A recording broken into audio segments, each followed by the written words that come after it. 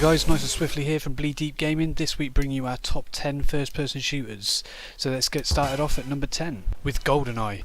Now I used to play this back on the N64, going around to my friends' houses just to get it set up on the multi-screen and try and kill each other. Graphics weren't too great. I mean, back then they were amazing.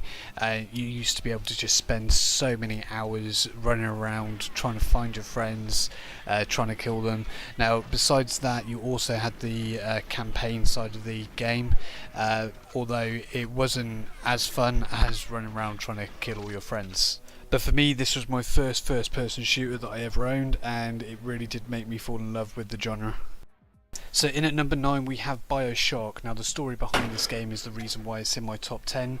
Obviously discovering the underwater city, having to try and survive from all the superhumans. But just to top the game off, it had that little aspect to it of making you jump right at the right time. Sometimes when you weren't expecting it, other times when you did.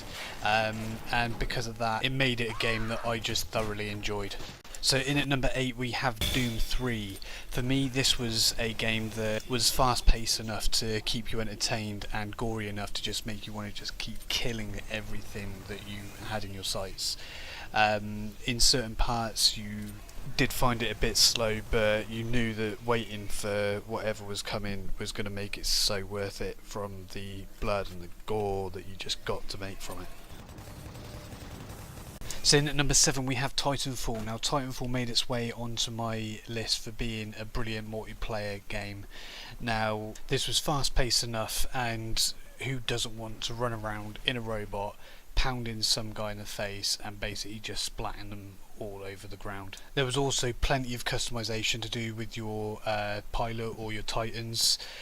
You had loads of different loadouts that you could make your own, and once you'd mastered all of those, it made the game really easy to play basically.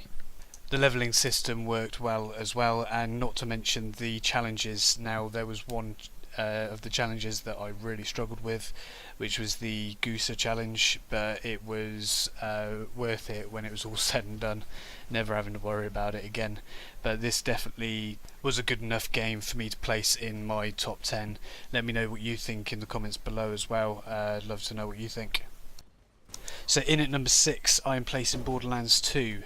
Now this was a very cartoony styly game, but the fun part was more to do with the commentary, that like hearing the stuff that Claptrap said. The storyline to the game was pretty good as well, and I liked the fact that you could get your friends into the game to help you if you were really struggling with a level.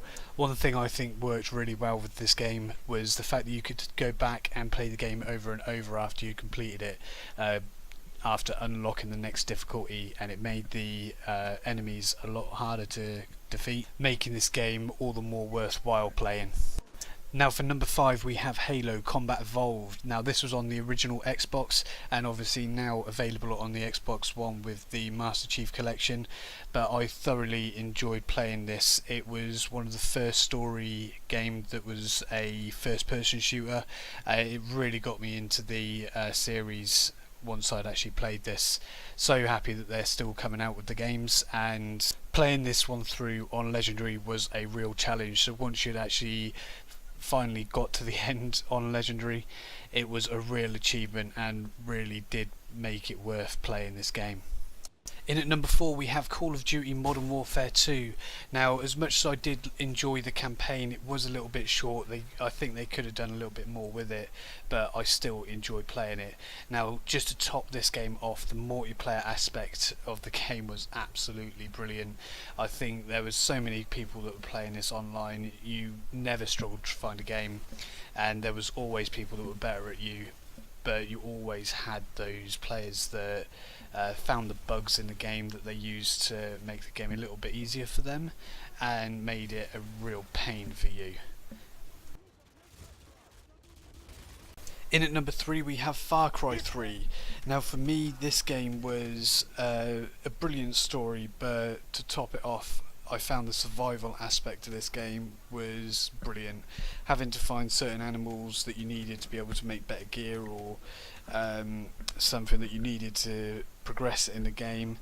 and also the liberations of the villages that you had to do, I found were quite fun, especially if you had things like a bear in a cage that you could just shoot the lock off and just watch that bear annihilate the opposition.